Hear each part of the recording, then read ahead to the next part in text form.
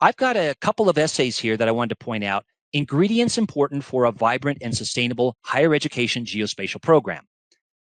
I'm not going to go through all those here in the interest of time, but one of them in the higher education is, does that college or university have a geospatial librarian? Yes, librarians matter in our society. And oftentimes those geospatial librarians help with one of two key goals. Actually, it could help both key goals. One goal is in education to get people to think about GIS as and think of it as in a more deep way, a deeper way, not just learning version X of software Y, but think about it as a platform where you can collect data, you can map it, you can analyze it, you can communicate the results about it. And that leads to additional questions, right? So it's the notion of GIS being a platform. And the other goal that geospatial librarians and others can help with is spreading GIS around the campus in multiple disciplines. That's one key way that we can grow GIS. If you and I are going to rely on the traditional GI science, environmental science, geography programs to sustain and grow GIS, that's not going to happen. I love geography. I'm a geographer, as Dr. Rich said.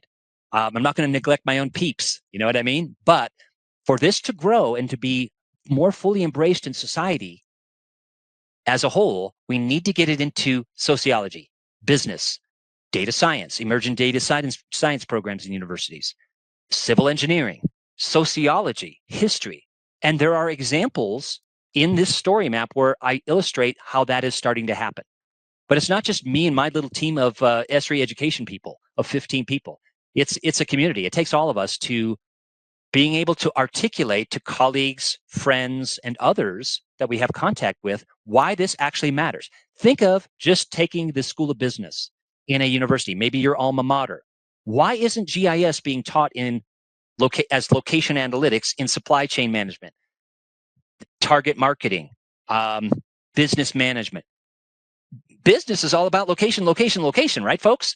It needs to be in there. And they don't need to embrace the whole of the GIS platform, but even a piece like Business Analyst Web App, where it's a self-contained thing. It's part of their campus, usually their campus license that they've got already with ESRI, and they can use it to look at vehicle routing, the best location for a florist versus a check cashing place, etc. Looking at behaviors, which people have bought art from Etsy in the last 6 months. I mean, the data that's wrapped up into Business Analyst Web App is astounding. It really is. It's quite granular. It's not individual behaviors like what you buy and what I buy, but it's actually, we buy it from credit card companies that aggregate the data, and then we can make it available by census tract, block group, zip code, etc. So looking at behaviors and demographics combined with business locations, it's a very powerful tool. So that alone, we're encouraging business faculty to take pieces of that and look at where in their curriculum they are not happy. Maybe they're using a static map. Maybe they're a biology teacher and they're, or an instructor, professor, and they're using a static map.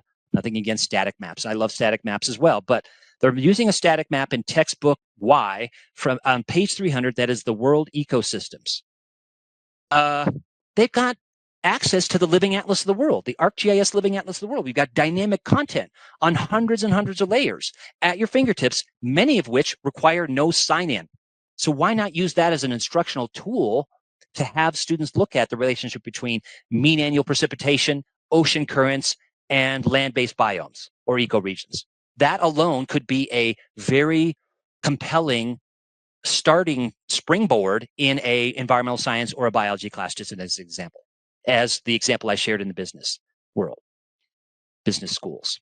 And also I've got a 20 ingredients article for a vibrant and sustainable schools geospatial program. So my team has actually been working with schools as long as we've been working with higher education, since 1992. We still have a long way to go, again, with your help, but there are some very promising signs, and I've got a couple of examples to share with you on schools doing amazing things with geospatial technology. Mostly teaching with geospatial technology, not necessarily teaching GIS, but they're using GIS to teach history, biology, geography, mathematics, etc. Here's a couple of examples of student work.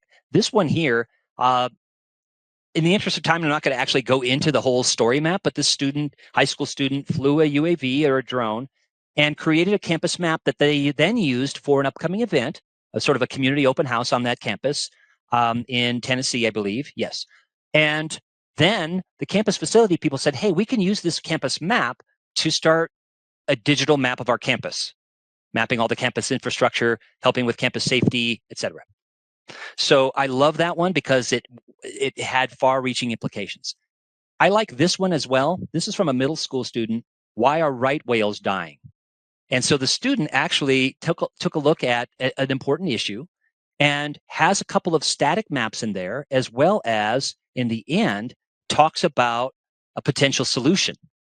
Now, not all students, no matter what age, come up with a solution. That's one of the reasons why I was very impressed. Now, I'm from a land-based state, Colorado. Okay, what do I know about lobster traps? But apparently, these whales are getting caught into lobster traps. So I learned a lot about the situation and a possible solution, a redesigned lobster trap that wouldn't catch these whales. So as you can see here, the student has some web maps, but they also have some static maps in here as well.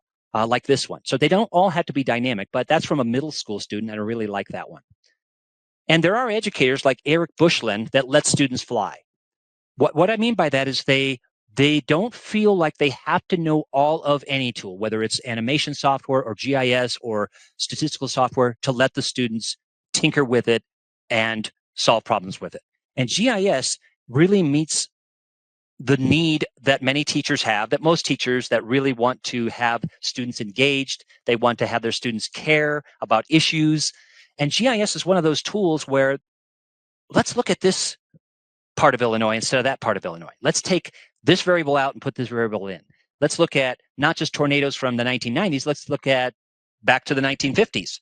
What was the pattern then, et cetera. So they're driving the inquiry in many cases, which for a teacher or a professor are golden moments when the students are actually investigating, might not be part of the planned lesson, but they're using the planned lesson and they're branching out from that. And Eric and many other educators are making that happen. So I'm here to tell you that in primary and secondary schools, there's slow but steady progress. And as I mentioned, mostly as an instructional tool for teaching about a established discipline. So let me just show you this semi-geeky web map. All of these little red schoolhouses mean that school, that K-12 school, has an ArcGIS Online organizational subscription. Now, you may say, well, Joseph, that doesn't mean they're necessarily doing anything with it. True. But they're not alone, is my message there to educators. There are other people there to support them. And in undergraduate education and in secondary schools and some primary schools, the starting point is no sign-in required. So you're looking at the living atlas, you're measuring the perimeter, the area, and you're doing some mathematical calculations. You're creating a scatter plot of two different variables. All of that stuff you can do inside this platform, and you don't have to sign in.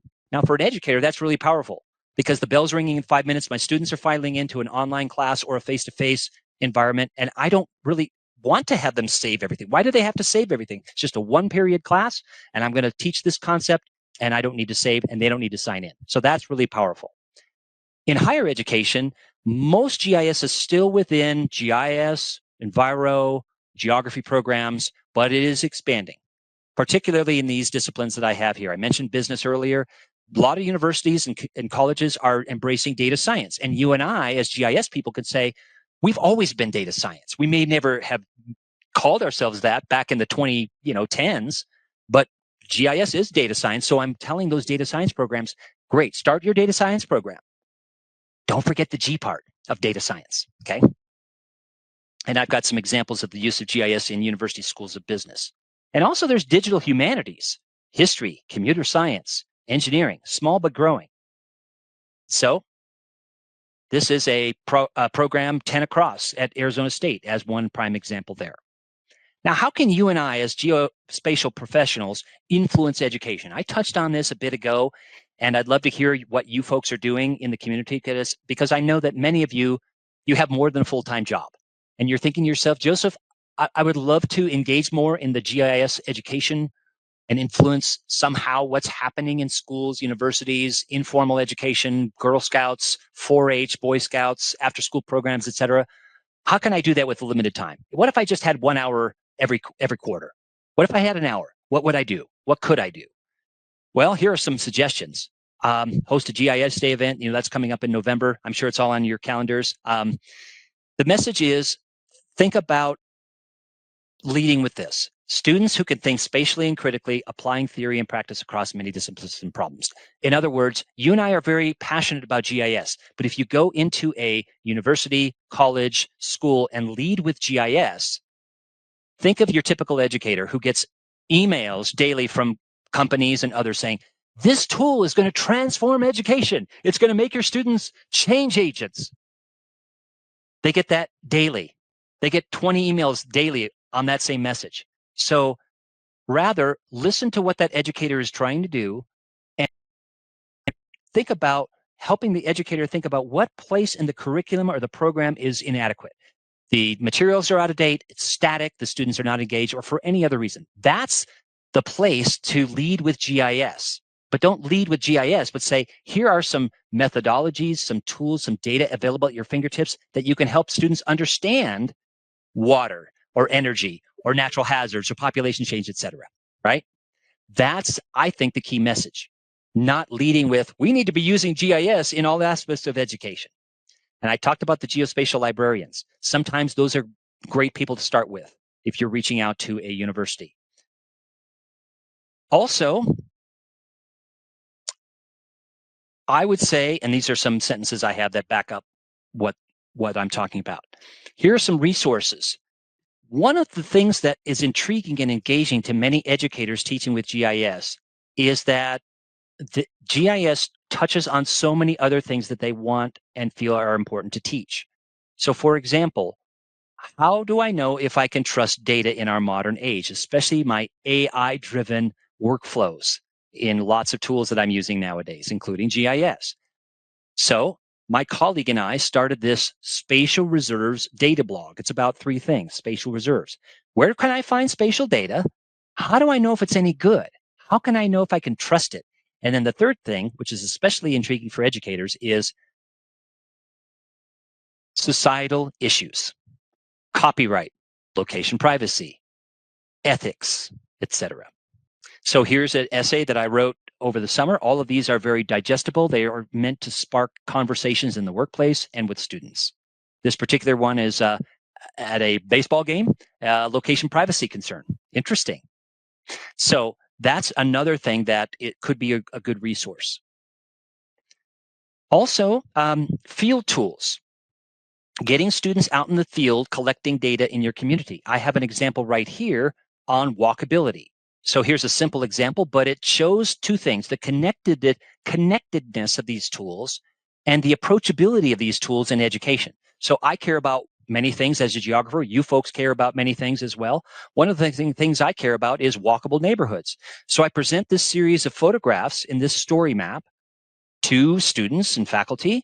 Okay, how would you rate these pictures? Is it walkable? Is it not walkable? Some of you probably remember where you probably can recognize where this is. This is probably the most famous intersection in the world. Not very walkable, actually. There's no traffic light there. You have to have a friend or a loved one say, hey, slow down. My friend is crossing for the requisite picture in Abbey Road in London. But the point is, it's in a story map. Then I have some text about why do people care about walkability? Health reasons, aesthetics, economic viability of communities, et cetera. And then inside the story map, I have a Survey 123, which probably many of you use.